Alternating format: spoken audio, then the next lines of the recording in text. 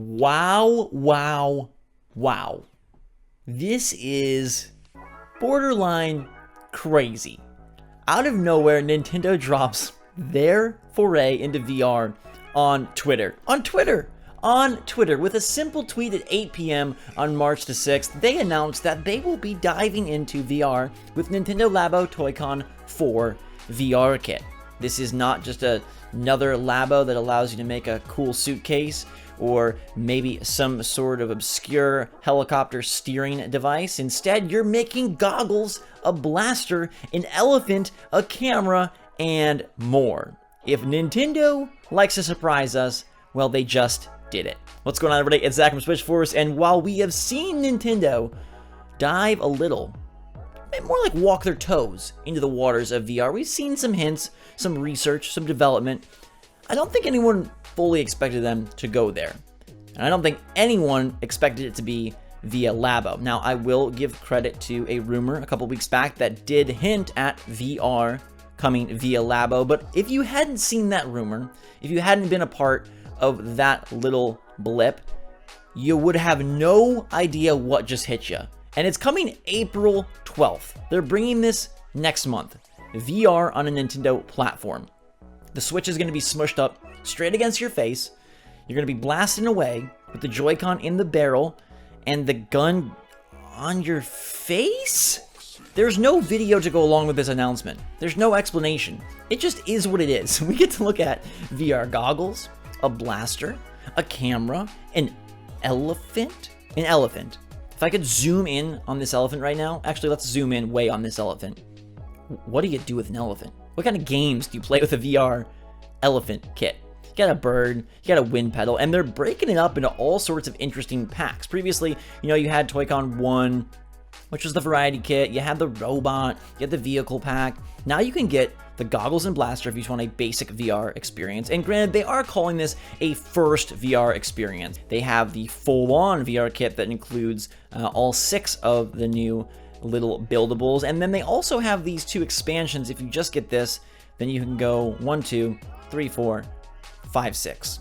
The wind pedal and bird expansion kit kind of looks miserable. I don't know, maybe those are the most fun games. Maybe the bird, the wind pedal will really deliver. But when you've got elephant and camera, goggles and blaster, bird and wind pedal are just, they are sitting so, they are as low as third place can be. If you picture a Mario Kart podium, this one is like an inch off the ground. This guy is like, 2 feet, and this guy's like 5 feet off the ground. But this guy, you might as well consider him 4th place. So all we have is the description. The starter set plus blaster kit provides an action-packed introduction to the experience. You can then add to the fun of the expansion sets, or if you want an even broader experience right away, you can purchase the full Nintendo Labo VR kit, which features 6 VR Toy-Con projects in one package. So this will stay within the Laboverse. This is not going to allow you to play other traditional Switch games in VR. So the dreams of Mario Odyssey, full 360 view, not happening. The dreams of Breath of the Wild, exploring that magnificent land in VR, not happening. This is probably going to be very basic. It's probably going to be very similar to some of the cell phone VR experiences we've seen, things like that. It's not going to come and rival your Vive or your Oculus, but it is a really creative and interesting expansion of Labo. And if I wasn't interested in Labo before, I'm interested now. I don't know how this is going to work, but I'm very curious. Now, Nintendo has tried to shock you with tech gimmicks before. Obviously, Wii bringing motion control to the industry. You had the 3DS going with glasses-free 3D. That one didn't turn out all that grand, but in the beginning, it was super exciting and crazy to see Nintendo leading the charge. I mean, they had the Virtual Boy, which I guess is now the predecessor to Labo VR. My, how times have changed. But it's super cool to see Nintendo just rolling the dice. From a tech standpoint, from a creativity standpoint, they're just throwing the dice. I feel like, man, Reggie's out of there. He left his pile of dice, and as soon as he takes over, Doug Bowser says, let's just throw like 12 dice and roll them all.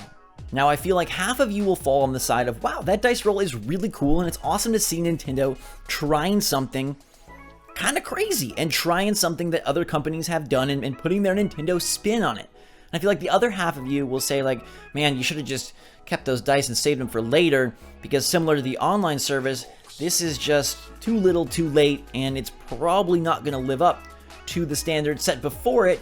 So instead of leading the charge, you're actually just coming in late and lame. I don't know where it ends up, but I like to believe in Nintendo. They have done so much so right this generation. Maybe they can somehow convince me that a cardboard elephant and cardboard VR is actually worth playing and is actually worth adding to my already excellent Switch library.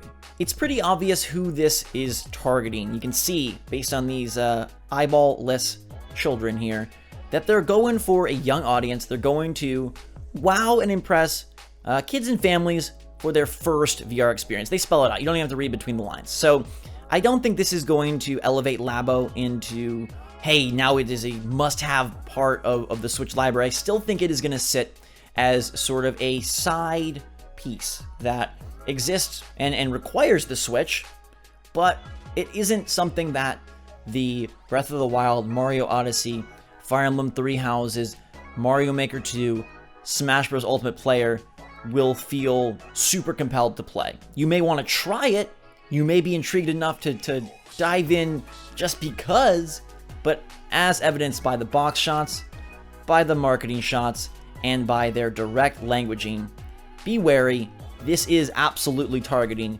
young people. But it's still very awesome to see Nintendo trying new things, and we'll have to see what the heck you do with an elephant and what the heck you do with a bird. Camera makes a lot of sense. This kid holding the blaster up to his face makes me a little bit nervous. Is he purposely obscuring his face, or are you just scoping down? I guess all of them. Oh my god, they're all up to your face. They're all up to your face. Everything is being held crazy to your face. Except, I guess, the wind pedal. Because the wind pedal pairs the goggles, and you're probably flying through the sky or controlling some sort of vehicle. But this is a VR camera. This is a VR bird. This is a VR gun. And this is a VR elephant. What are you doing? Knocking bananas off the tree? Frustrating Donkey Kong until he can't stand it anymore and turns into Ape Out? I have no idea. We'll keep you posted when more gets announced. But as grueling as those builds were back in Labo Kit 1, it was still a fun time and something so totally different that no one else in the video game space was even attempting. So different that I have to at least try VR Kit. I have to at least try Toy-Con 4. So I'm going to be grabbing it. Are you guys going to be grabbing it? It comes out next month. It fills in April.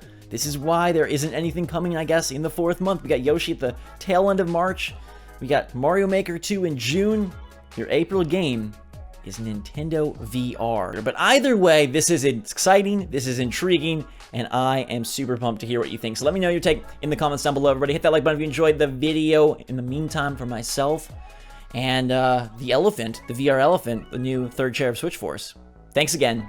Switch Force out.